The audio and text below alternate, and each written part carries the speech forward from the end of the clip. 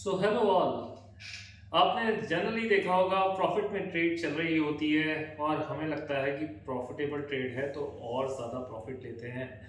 Mostly यहाँ पे कई लोग स्टॉप लॉस भी हटा देते हैं और प्रॉफिट को जितना हो सके उतना एनहांस करने की कोशिश करते हैं, बट एक ही कैंडल आती है जो माइट भी आपको ब्रेक इवन या लॉस में पहुंचा देती है। यहाँ पे आपका माइंड भी स्टॉप लॉस नहीं हो तो लॉस यहाँ पे बड़ा हो सकता है। तो आज की वीडियो में अपन जानेंगे कि पहली बात तो कि ये ऐसा क्यों होता है और स्टॉप लॉस की क्या इंपॉर्टेंस है, कहाँ पे स्टॉप लॉस लगाने चाहिए और प्रॉफिटेबल ट्रेड को कहाँ बुक करना चाहिए।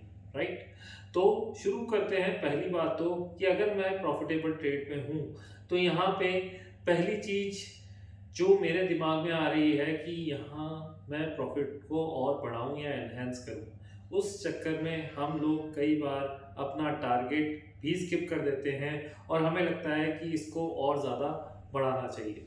तो अब यहाँ पे आप देखेंगे तो मेजर गलती ये होती है कि आज जब भी प्रॉफिटेबल ट्रेड होता है तो हम टारगेट को एनहेंस कर देते हैं या कई कई बार हम स्टॉप लॉस नहीं लगाते हैं। तो ये होता क्यों है? ड्यू टू लालच या ग्रीड। हमें लगता है कि हम और ज़्यादा पैसे कमा लेंगे ट्रेड से, जबकि यहाँ पे एक ही कैंडल आपको बोल्ड आउट कर देती है और यहाँ पे ब्रेक इवन या फिर लॉस में ट्रेड तब्दील हो जाता है। तो हम जानते हैं कि एक प्रॉफिटेबल ट्रेड को मैनेज कैसे करें, क्योंकि सबसे बड़ी बात यहाँ पे होती है कि आपका रूल्स या आपका प्रोसेस डिफाइन है या नहीं। जब तक आपका रूल्स प्रोसेस या सेटअप डिफाइन नहीं है तो यहाँ पे आपको दिक्कतें आती रहेंगी। तो सबसे बड़ी बात वो डिफाइन करें। जनरली एक प्रोफेशनल ट्रेडर यहाँ पे 4 या 5 तरीके से अपने ट्रेड को मैनेज करता है। दैट इज फर्स्ट, वो अपने रिस्क रिवॉर्ड को देखेगा, दैट इज 1:2, 1:1 या 1:3 है या नहीं। अगर वो ट्रेड फॉल हो रहा है इस रेंज में तो पार्शियल या फुल प्रॉफिट बुक कर लेगा। सेकंड, जनरली वॉल्यूम्स देखी जाती है कि स्टॉक्स में वॉल्यूम किस तरह की आ रही है। अगर वॉल्यूम वीक हो रही है तो यहाँ पे एक और सिग्नल होता है कि यस, हमें अपना टारगेट बुक कर लेना चाहिए रादर देन हम एक टारगेट के लिए गन करें, क्योंकि वॉल्यूम्स यहाँ पे ब्लर हो रही है। थर्ड, मोस्टली जो होता है दैट इज हमारा अगर प्री डिटरमाइंड टारगेट है और स्टॉक वहां पे पहुंच चुका है तो हम यहाँ पे कोशिशें करेंगे कि उस प्रॉफिट को बुक कर लेंगे एक बार के लिए और फिर देखेंगे, रिव्यू करेंगे कि क्या स्टॉक में और पोटेंशियल है या नहीं। लेकिन अगर स्टॉक और ज़्यादा पोटेंशियल दिखा भी रहा है बट एक बार के लिए तो हमारे को अपने टारगेट पे पार्शियल या फुल प्रॉफिट बुक कर लेना चाहिए। नेक्स्ट जो हमारा और चेक होता है, एक प्रॉफिटेबल ट्रेडर देखता है कि क्या ये मेजर रेजिस्टेंस लेवल है जहां पे स्टॉक एक बार के लिए इतना आसानी से ऊपर नहीं जा रहा है। अगर वो रेजिस्टेंस लेवल काफ़ी स्ट्रांग है और स्टॉक वहां पे बहुत टाइम स्पेंड कर रहा है तो इट्स अ वाइज डिसीजन कि बेशक आपका टारगेट आए या नहीं आए, आप एक बार के लिए यहाँ पे अपना प्रॉफिट बुक कर लें। तो होप दिस इज क्लियर। आप प्रॉफिट मल्टीपल तरीके से बुक कर सकते हैं।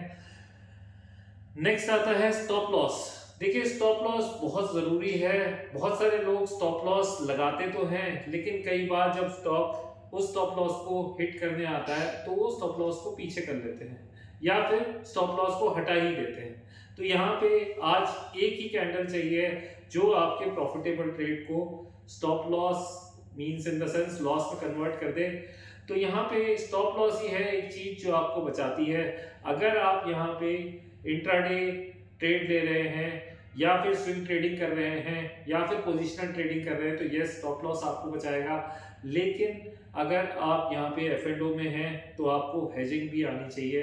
अगर आप हेजिंग के थ्रू काम करेंगे तो ये आपके लॉस और प्रॉफिट काफ़ी बहुत डिफाइन हो सकते हैं और यहाँ पे आप एक प्रोफेशनल वे में काम कर सकते हैं। नहीं तो आपको यहाँ पे एक तरीके से काफ़ी लॉस भी हो सकता है।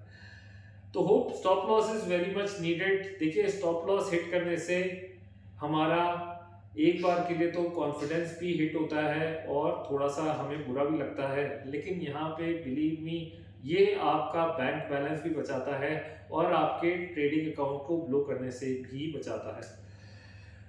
मूविंग टू नेक्स्ट पार्ट कि यहाँ पे अब हमारा जो प्रोसेस होना चाहिए वो क्या होना चाहिए, तो यहाँ पे स्टॉक मार्केट में अगर आप रियली सही काम करना चाहते हैं तो पहले आप सर्वाइवल मोड पे रहें, और सर्वाइवल मोड यहाँ पे सिंपल है, दैट इज प्रॉफिटेबल ट्रेड में हम प्रॉफिट बुक करें और जो लूजिंग ट्रेड्स हैं उसमें स्टॉप लॉस बुक करके निकल जाए।